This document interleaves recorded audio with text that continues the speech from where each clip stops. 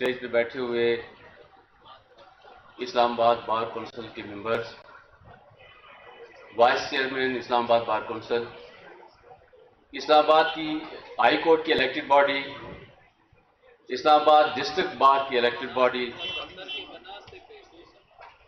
और पंडाल में बैठे हुए तमाम वकला को मेरी तरफ से अस्सलाम वालेकुम। ये जो रात की तारीकी में एक नोटिफिकेशन हुआ,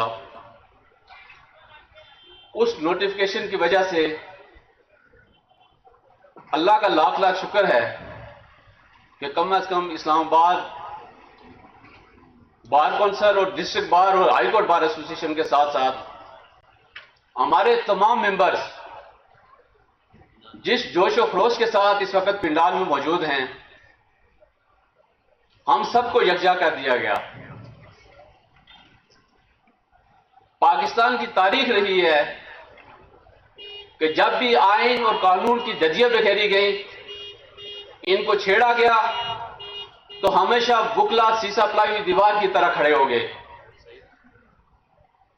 ये जो नोटिफिकेशन रात की तारीकी का हुआ, इस नोटिफिकेशन में हम ये नहीं कहते कि मावराए आइन किया गया, लेकिन जिस वक्त किया गया, जिस वजह से किया गया, हम उसको कहते हैं कि यह बदनीति की बुनियाद पे है।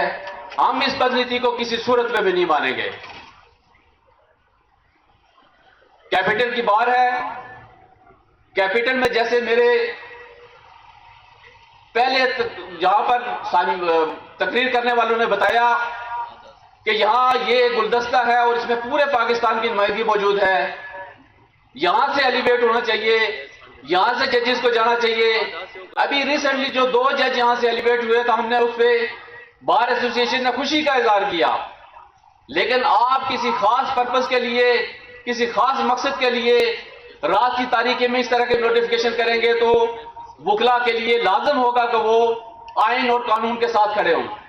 मैं बार एसोसिएशन के इस प्लेटफॉर्म से आप सब लोगों से गुजारिश करता हूं कि 26वीं आईनी तरमीम के हवाले से इसी बार कौंसिल ने, इसी बार एसोसिएशन ने सबसे पहले बेड़ा उठाया।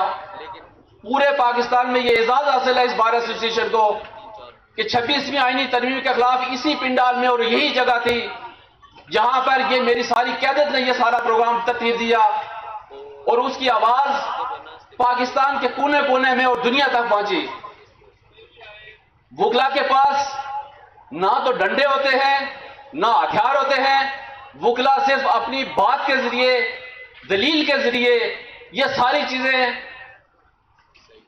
हुकाम बाला तक पहुंचाते हैं ताकि वो इसका कुछ सदेवाब कर सकें। लेकिन मैं ये कहता हूं कि वक्त अभी भी नहीं गुजरा। हम अगर सारे यकजा हो गए, इस्लामाबाद बार एसोसिएशन की तमाम जितनी पार्टी से हमारी सारी एक यकजा हो जाए, तमाम ग्रुप मुतहिद हो जाए। यहां पर पिंडाल में बैठे हुए बहुत सारे लोग हैं जो सियासी जमातों से वाबस्तगी रखते हैं। अगर हम सारे एक हो जाएं, तो किसी की जरूरत नहीं है कि वो हमें तकसीम कर सके। मेरी इस स्टेज के वसादत से एक और गुजारिश है बार कौंसिल से, बार एसोसिएशन से, कि खुदारा हम लोगों ने, बार एसोसिएशन के बहुत सारे वकला ने दहशतगर्दी के मुकदमात को भुगता है। आज भी हमारे खिलाफ बहुत सारे मुकदमात इस वक्त ज़ेर समाअत हैं। 3-3, 4-4 माह से इस वक्त हमारी अबूरी जमानतें चल रही हैं। लेकिन जैसे 8 फरवरी को पहले एक इंसिडेंट के हवाले से 788 की FIR दर्ज की गई थी, वो आज तक इंटैक्ट हैं। और जो हमारे खिलाफ इस वक्त बहुत सारी FIR इस वक्त यहां पर मौजूद है, इनके लिए क्या अगर कोई वकील, मैं इस एक मौका मिला हुआ तो मैं इसमें हकाइक बताना चाहता हूं। सुप्रीम कोर्ट ऑफ पाकिस्तान के सामने जो रूल ऑफ लॉ और कॉन्स्टिट्यूशन की के लिए एहतजाज किया गया, उस दिन मैं वहां पर मौजूद भी नहीं था, लेकिन उसके बावजूद मेरे खिलाफ 788 की FIR दर्ज कर दी गई। मैं गुज़श्ता 4 महीने से इस वक्त बतौर दहशतगर्द के तौर पर वहां पर इंसदाद दहशतगर्दी कोर्ट में पेश होता हूं। मेरे साथ बहुत सारे सीनियर नियाजुल्लाह खान न्याजी साहब सामने बैठे हुए हैं। मेरी बहुत सारी सीनियर क़यादत है जो यहां पर, ये आसिफ इरफान साहब गुज़श्ता तकरीबन 4 साल से दहशतगर्दी के मुकदमात को भुगत रहे हैं। खुदारा आए, सब मिलके इस आवाज को बुलंद करें, आवाज सबकी यकजा होगी तो ज्यादा मजबूत तरीके से ये आवाज अवानों तक पहुंचेगी। मैं शुक्रिया अदा करता हूं स्टेट सेक्रेटरी साहब का कि उन्होंने मुझे मौका दिया कि मैं आपसे बात कर सकूं। हम इस तहरीक में अगर कोई तहरीक शुरू करते हैं, जो भी लाए अमल बार एसोसिएशन देगी, बार काउंसिल देगी, हम उनके साथ शाना बशाना खड़े होंगे।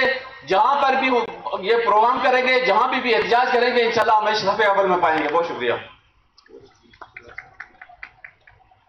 बहुत शुक्रिया जनाब सरदार मसरूफ आबद साहब।